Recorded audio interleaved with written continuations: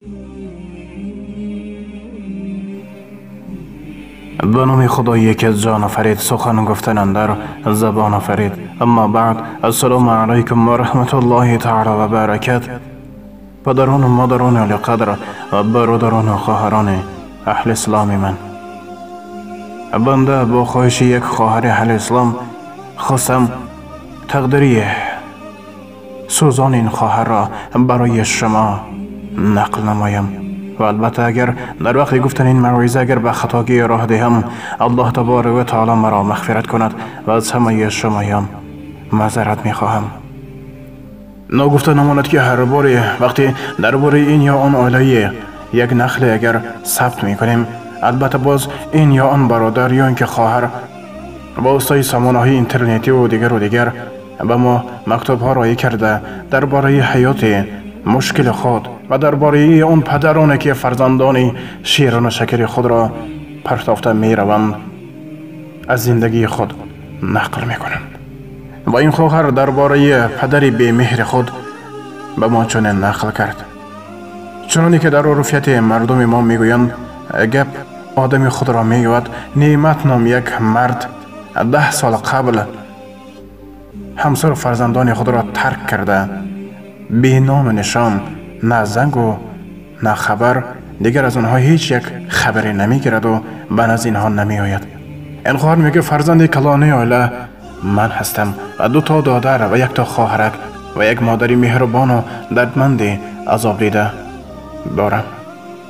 پدرم مادرم را در وقتی که مادر حامله دار بود پرتافت رفت و تا حال پدر نمیداند که اون حامله مادر پسر بود یا اینکه دختر و حتی باری هم به ما زنگ نمیزند.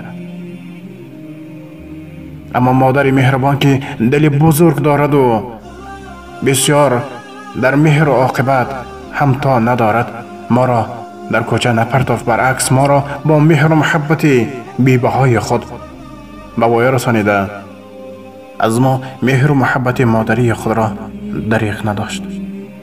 خواهر میگه من خود 18 ساله هستم، لیک تا حال اون خواهر و دادرکای من از من میپرسند که اپا جان پدر من چگونه آدم بود، چرا نمی آید؟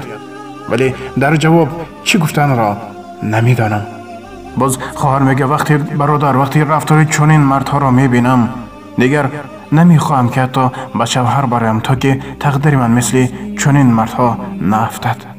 الله تبارک و تعالی هر آن مردی که صاحب عائله و صاحب فرزند است توفیق بندگی را نصیب گرداند. ای مرد که نعمت نام داری و لیکن به این نام لایق نیستی و ترک فرزندان شیرین و عائله پاک خود کرده ای، در خاطر دار در کدام منازلی که نباشی از هر یک اعمال تو خداوند مهربان البته آگاه است و برای هر یک کارت روزی حتما جواب خواهی داد. خواهر میگه 10 سال قبل پدرم به شهر مسکو مرا پرتافته رفت. میگه از برای یک زن عائله خود را پرتافت و دیگر از ما هیچ خبر نمیگیرد. ای مرد، تا بکی به نفس این دنیای داده میشی، روزی مرگ به سر تو هم میآید، روزی صدای مرگ به سر تو هم میآید. خداوند متعال میگه کل نفس ذائقة الموت. ای انسان، ای بنده من، همه تنه زنده طعم مرگ را میچشد و تو هم از اون فارغ نیستی. روزی البته تو را نیز به اون قبر، به اون تاریکی که حساب کتابی بسیار مدهش دارد البته به سر تو هم میآید. پس به حرمت خداوند ای مرد، اگر کمی باشد هم در دلت مهر انسانی داشته باشی، حداقل برو از حال فرزندانت یک مرتبه خبر گیر. اون روی سیاهی که در خود داری حداقل باری به اون فرزندانت نشان ده که تو را بشناسند و در آینده در حق تو یک دعای کرده توانند تا که بدانند که پدر اونها کیست. چنانه که در سبت‌های پیشین گفته بودیم، بسیار از پدر و مادران به خداوند متعال دعا میکنند که به آنها فرزند عطا فرماید، لیک تو صاحبی فرزندان شیرین و شکر هستی و لیک به قدر آنها نرسیده آنها را ترک کردی. وای بر حال تو بر این مرد، باز بر زمین نعمت نام داری. صدقه این نام شو. نگفته نماند که این مرد یعنی نعمت نام مرد از شهر وحدت بوده 10 سال قبل از آن فرزندان خود را ترک کرده دیگر هیچ یک خط و خبری به آنها نرسانیده است. به حرمت خدا ای مرد یک لحظه خوب اندیشه کرده توبه کن، زیرا خداوند متعال میگه یا ایها الذین آمنوا توبوا الی الله توبه نصوحا. ای شخصانی که ایمان آوردی از صدق دل توبه کن. توبه نصوح کرده برو حداقل یک مرتبه از حال فرزندان خود خبر گیر، یک مرتبه اون فرزندان خود را ببین و خود را با آنها شناس کن، زیرا آنها نمیدانند که پدر چی رخسار داره و چی آواز داره و چی قد و بس داره و چی گونه مهر انسانی دارد.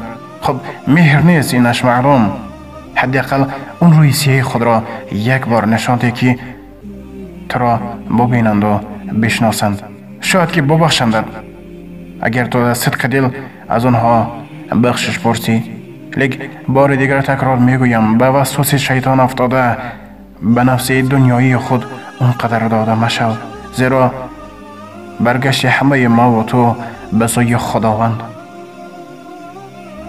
هیچ اعمال، هیچ کاری خیر یا اینکه کاری بد از نظر خدا دور نیست. خداوند متعال همه ما و شما را به راه راست اهدنا الصراط المستقیم هدایت فرماید و آخر دعوانا الحمد لله رب العالمین. السلام علیکم و رحمت الله تعالی و برکاته. با احترام دوست و برادر شما امید رحمت.